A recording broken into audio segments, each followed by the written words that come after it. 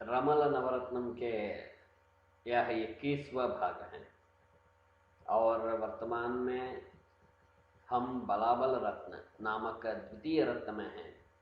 रमल नवरत्नम ग्रंथ के द्वितीय अध्याय में हैं और उस द्वितीय अध्याय में भी 29 श्लोक पूरे हो चुके हैं और 30वें श्लोक के उत्तरार्ध से लेकर लगभग 17 श्लोकों को हम इस भाग में देखेंगे और वर्तमान में पंक्ति क्रम से बलाबल निर्धारण का विवरण चल रहा था। इसमें हम आज हैं अबजद पंक्ति क्रम। अबजदा यह चौथी पंक्ति है और इस चौथी पंक्ति को, इस अबजदा नामक पंक्ति को यहाँ समझने का प्रयास करते हैं। प्रायः श्लोकों के आधार पर ही चलते हैं। यहाँ श्लोकों की अधिकता है किंतु अर्थ में सरलता है और बात इन श्लोकों को ग्रंथ की दृष्टि से समझने का है। अब्जदाख्य चतुर्धस्य प्रकारः कथ्यते अधुना। अकारस्य भवेदेकं बकारस्य द्वयं ततः जकारे ज्वलनाङ्काश्च दकारस्य चतुष्टयम् तेषां योगे दशाङ्काः स्युस्तदूर्ध्वं नैव लभ्यते। आद्यात् दशमपर्यन्तं शकलानां क्रमं लिखेत। अब पहले इन श्लोकों को ध्यान से देखते हैं। यही प्रारंभ है हर एक पंक्ति में। हर एक पंक्ति में शकल का पंक्ति तय कैसे करना है इसी को हम देख रहे थे। यहाँ अब्जदाख्य चतुर्धस्य प्रकारः कथ्यते अधुना। अब्जदा नामक ये जो चौथा प्रकार है अर्थात जो चौथा क्रम है पंक्ति में, उसको अधुना कथ्यते। तस्य प्रकारः, उसके जो विधि विधान है उसको अब अधुना कथ्यते, यह अब कहा जा रहा है। अकारस्य भवेदेकं बकारस्य द्वयं ततः। इन पंक्तियों का निर्धारण शकल अथवा खंड के 4 पंक्तियों से चल रहा था। ये तो हम पहले भी देखे हैं और वहाँ पर अग्नि तत्व से लेके भूमि तत्व तक जो 4 तत्व हैं उनको पंक्ति के नाम में जो अक्षर हैं उन्हीं से चिन्हित कर रहे थे और फिर उन्हीं चिन्हित अक्षरों को एक एक अंक दे रहे थे आचार्य और उन्हीं अंकों के आधार पर जो प्रकट तत्व होंगे, गुप्त तत्व के अलावा जो प्रकट तत्व होंगे उनके संख्याओं को जोड़कर उस पंक्ति के चक्र में उसको स्थापित कर रहे थे। और यहाँ ये भी स्पष्ट है कि जहाँ बिंदु हैं अर्थात जहाँ शून्य लिखा हुआ है, चिन्हित हैं, तो वहाँ पर वह प्रकट तत्व है और जहाँ रेखा है वो गुप्त तत्व है। तो फिर इस अब्जदा में क्या कह रहे हैं आचार्य? अकारस्य भवेदेकम, अकार के लिए 1 संख्या है, बकारस्य द्वयं ततः, बकार के लिए 2 अंक, जकारे ज्वलनांकाश्च, जकार में ज्वलनांक, ज्वलन अग्नि यानी 3, दकारस्य चतुष्टयम, दकार के लिए 4 हैं। अर्थात यहाँ जो अक्षरों का चिन्हित कैसे करे किए हैं आचार्य? आ ब ज द, और इन अबा ज्यादा के स्थान में अकार के स्थान में 1, बकार के स्थान में 2, जकार के स्थान में 3 और दकार के स्थान में 4। अब इन अंकों के आधार पर जो 16 शकल हैं, 16 खंड हैं, उन सभी की अब्जदा तय करनी है। अब्जदा पंक्ति में उनका क्रम, उनका स्थान तय करना है और यही आचार्य बता रहे हैं। तेषां योगे दशांकाः स्युः तदूर्ध्वं नैव लभ्यते, ये भी स्पष्ट है। उनका जो योग है वो 10 होगा, उससे ऊपर नहीं होगा, क्योंकि 1 2 3 4, 1 2 3 3 3 6 4 10 यानी 10 ही अंक मिलेंगे। और चक्र में तो 16 घर हैं, फिर कैसे स्थापना होगा ये तो आचार्य अभी बताएंगे। यहाँ क्या कह रहे हैं कि इसमें 10 ही अंक मिलेंगे, उसके ऊपर नहीं मिलेंगे। आद्यात् दशम पर्यंतम शकलानाम क्रमम लिखेत। तो क्रम कब तक लेके हुए हमें चलना है? तो आद्यात् दशम पर्यंतम, प्रारंभ से लेके 10वें तक शकलों के क्रम को लिखते जाना है। अर्थात गुप्त तत्व, प्रकटित तत्व को तय करते हुए, अंकों को देखते हुए उनको लिखते हुए चलना है। तो ये है 1 2 3 4, ये 4 अंकों मिलाएंगे तो 10 से ज़्यादा नहीं मिलेंगे। फिर 10 से ज़्यादा नहीं मिलेंगे तो बच क्या जा रहे हैं? एकादश से लेकर 16 तक बच जा रहे हैं। तो आचार्य कह रहे हैं यहाँ पर लाभादि नृप पर्यंत खंड स्थान विधिम ब्रुवे। लाभ आदि नृप पर्यंत खंड स्थान विधिम, लाभ से 11वें से लेके नृप यानी 16वें तक का जो खंडों की स्थान विधि मैं बता रहा हूँ। निधि गेहात् पुनर्गण्यम लाभादीनाम क्रमो भवेत। जब हम 10 स्थानों को भर देते हैं तो शकल तो अभी भी बचे हैं, खंड तो अभी भी बचे हैं, फिर उनमें भी 10 से कम ही अंक आएंगे। तब क्या करना है? तो कह रहे हैं निधि गेहात् पुनर्गण्यम। निधि गेह यानी 90 घर से फिर गिनती प्रारंभ करना है। 90 घर से, तो 90 घर से जब गिनना चालू करेंगे तो लाभादीनाम क्रमो भवेत। लाभ से लेके अर्थात 9 10 ये 2 स्थान नहीं आएंगे। कहने का आचार्य का स्पष्ट अभिमत तो स्पष्ट है। अभिमत स्पष्ट कैसे है?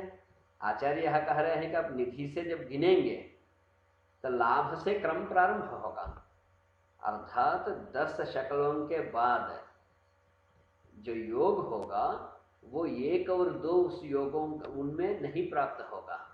ये कहने का तात्पर्य है। इसको एक बार आपको ध्यान से पुराने उदाहरण और शक्लों के स्वरूप के आधार पर विचार कर लेना है। निधि गेहात् पुनर्गण्यम लाभादीनाम क्रमो भवेत।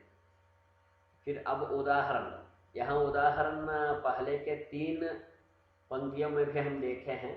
किस शक्ल का कौन सा घर तय होता है, किस कौन कौन से अक्षर आते हैं और उनसे अंक कितना हो रहा है, किस स्थान में स्थापित करेंगे, यही बातें आचार्य कहते आ रहे हैं। यहाँ पर भी वही होगा। लह्यानस्याग्नि तत्वं च प्रकटत्वेन दृश्यते। लह्यान शक्ल में क्या होता है? केवल अग्नि तत्व यानी पहला स्थान वाला ही प्रकट होता है, तो उसके बाकी तीनों रेखाएं होती हैं। इसलिए क्या होगा? तत्रैव आकार वर्णोऽस्ति, और उस पर अग्नि तत्व में क्या है? आकार है। और फिर अंकश्चैक एव ही, उसका अंक क्या होगा? आकार का 1। तो इसलिए क्या करेंगे? ये है लह्यान शक्ल, इसमें 3 रेखाएं गुप्त और केवल बचा आस्थान, बाकी 3 तत्व गुप्त, तो 1 अंक बचा है। तो फिर वहाँ क्या होगा? तस्माद् आद्ये चाब्दजस्य लह्यानस्य निवेशनम। तस्मात्, इसलिए आद्ये माने प्रथम स्थान में, प्रारंभ में, अब्दजस्य आद्य, अब्दज जो पंक्ति है उसमें प्रथम स्थान में लह्यानस्य निवेशनम, लह्यान का निवेशन होगा यानी स्थिति होगा, लिखना होगा लह्यान को। फिर एवं द्वितीय हुमरा, 2 अंक आएंगे हुमरा में, तो हुमरा को दूसरे स्थान में लिखेंगे। बयाजम च तृतीय के, बयाज में 3 अंक आएगा, इसलिए तीसरे स्थान में बयाज को लिखना है। आचार्य यहाँ तक बोल दिए। अब दिक्कत कहाँ आया? परम तत्र त्रिसंख्याकम नुसृत खारिज के पिचा, जो नुसृत खारिज हैं तो उसमें भी 3 संख्या आता है। तो 3 संख्या कैसे आता है? नुसृत खारिज में पहले 2 बिंदी हैं, उसके बाद 2 रेखा है, दोनों रेखा गुप्त हो गए, तो दोनों बिंदियों के स्थान में 1 और 2 अंक हैं, दोनों को मिलाने पर 3 आ गया। तो अब हम बयाज को तीसरे में रखें या नुसृत खारिज को तीसरे पे रखें? तो आचार्य क्या कह रहे हैं? बयाजम शकुने पूर्वम, बयाजम ही तृतीय के। तो शकुन में जो शकुन पंक्ति है वहाँ पर जो क्रम है, जिस क्रम से आते हैं उसी क्रम से यहाँ पर भी वरीयता देना है। तो इससे क्या हुआ? बयाज को ही तीसरे में रखना है, नुसरत खारिज को नहीं। तो नुसरत खारिज को फिर क्या करेंगे? जो निधि से लेकर जो गिनती करने के लिए आचार्य बात बताया है उसी को ध्यान में रखना है। तो यहाँ व्याख्याकार का एक दूसरा भी मत है। वो ये बताते हैं कि जैसे बयाज में तीसरे स्थान में बिंदी है और तीसरे स्थान में 3 अंक हैं, अर्थात एक ही पंक्ति से, अर्थात एक ही अंक से माने ठोस अंक मिल गया है। नुसरत खारिज में क्या है, एक पहले स्थान में 1 और दूसरे स्थान में 2, दोनों को मिलाने पर 3 आया है। इसीलिए बयाज को पहले स्थान देना चाहिए, नुसरत खारिज को नहीं। व्याख्याकार भी कहते हैं ऐसे। तो यहाँ पर स्पष्ट हो गया कि लखयान पहले में आया, द्वितीय में हुमरा आया, तीसरे में बयाज आया। तो नुसरत खारिज बयाज के बराबर होने पर भी यहाँ पर नहीं आएगा, अर्थात वो दूसरी गिनती में, माने 1 से 10 स्थान भरने के बाद 11वें से लेके जो भराई होगी उसमें आएगा। ध्रुतम नुसृत खारिजम नवमाच्च तृतीयके। फिर नुसृत खारिज ध्रुतम धारण किया हुआ मैंने रखा गया है कहाँ पर, नवमाच्च तृतीयके, नवम से लेके तीसरे स्थान में। तो नवमात तृतीयकम यानी 9, 10, 11, 11वें स्थान में नुसरत खारिज आया। इसी तरह कह रहे हैं कब्जुल खारिजे खारिज के अंकीशे चतुस्संख्या पवेत किला। कब्जुल खारिज में और अंकीश में, इन दोनों शक्लों में 4 संख्या आएगा। तब क्या करेंगे, तब आचार्य कह रहे हैं अंकीशे शुद्ध भूतत्वम तुल्ये चैव तथा विधम। तो शुद्ध भूतत्वम किसमें है, शुद्ध भूतत्वम, भूतत्व चौथा होता है, तुल्ये चतुर्थ स्थान में। तो शुद्ध भूतत्वम मतलब वहाँ पर शुद्ध रूप से भूतत्व आया, मैंने चौथा तत्व आया, यानी 4 अंक एक ही जगह में आया है। इसलिए क्या होगा, तस्माद अंकीशकम तुल्ये बिंदु तद्भूमि संज्ञके। इसलिए अंकीश को तुल्य स्थान में, चतुर्थ स्थान में अंकित करेंगे और भूमि संज्ञक जो चतुर्थ स्थान है वहीं पर अंकित करेंगे, कब्जुल खारिज को नहीं। फिर कब्जुल खारिज का क्या होगा, तो निधि से चौथा स्थान जो होगा वो कब्जुल खारिज का होगा, अर्थात प्रथमावृत्ति में जो चौथी संख्या है, चौथा स्थान है, वो अंकीश का ही होगा। यानी आचार्य यहाँ पर एक एक संख्या 2-2 स्थानों में कहाँ आ रहा है ये भी बता रहे हैं और उनका निराकरण भी बता रहे हैं। स्थापितम नवमा तुल्ये कब्जुल खारिजकम यये, इसलिए उन्होंने कब्जुल खारिज को नवम से चतुर्थ में, तुल्य में, चतुर्थ स्थान में, अर्थात नवम, दशम, एकादश, द्वादश, यानी 12वें स्थान में, व्यय स्थान में रखने की बात कर दी। वकलेज्जतमे पंच संख्याकम दृश्यते खलु। अब बात आ गया 5 संख्या का।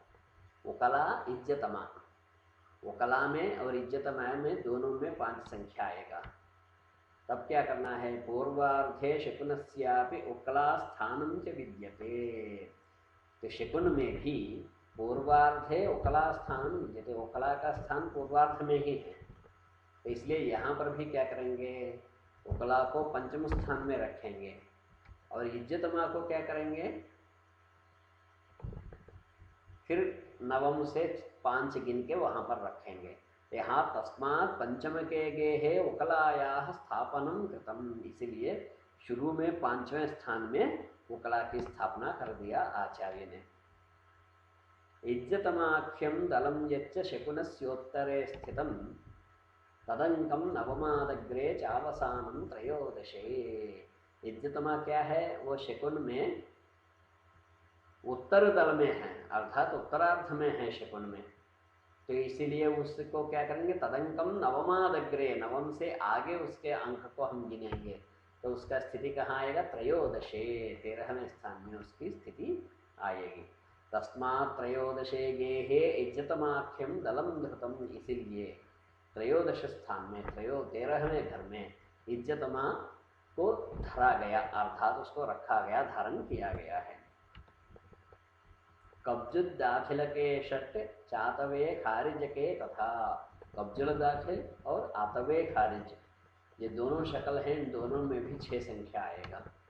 यहाँ पर भी बात वही होगी, पूर्व व्यवस्थया षष्ठे कब्जुल दाखिलकम धृतम। पहले हमने जो व्यवस्था किए हैं शकुन के पूर्वार्ध वालों को पहले वरीयता जैसे दिए हैं, तो उस आधार पर कब्जुद दाखिल को छठे स्थान में धारण कर दिया गया, अर्थात रख दिया गया है। और अतवे खारिजम चापि शकगेहे प्रतिष्ठितम, फिर अतवे खारिज को शकगेह में अर्थात 14वें स्थान में रख दिए हैं, अर्थात नवम से उसकी गिनती कर दिए हैं। फिर सप्त संख्या च फरहे नुसृत दाखिल के तथा, 7वीं संख्या जो है वो 2 जगह में आ गया, फरहा में और नुसृत दाखिल में।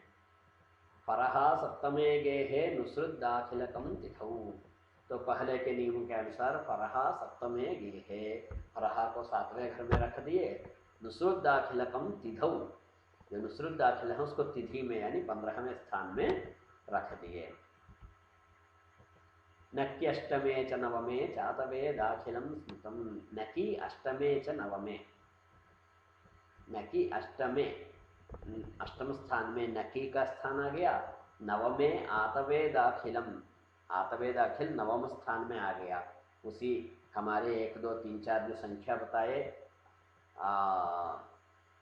जो अग्नि आदि तत्वों के जो स्थान बता दिए, उसके आधार पर नकी नामक जो शकल 8वें स्थान में आया, अर्थात उसका योग 8 संख्या आया, 9 संख्या आया आठवें दाखिल का, तो उन दोनों को वहाँ हम उन स्थानों में रख दिए हैं।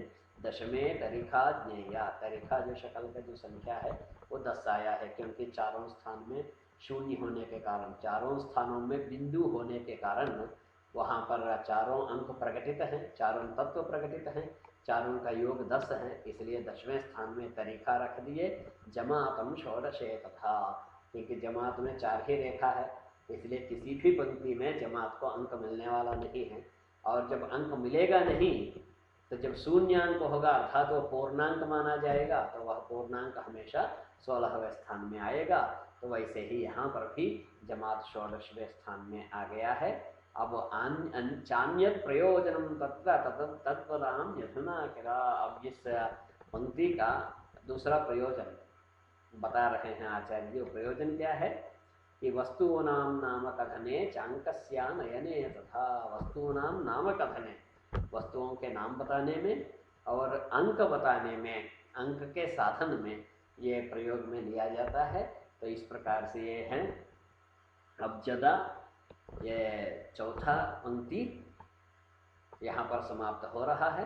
फिर अगले भाग में अगले पंक्ति के साथ उपस्थित होंगे।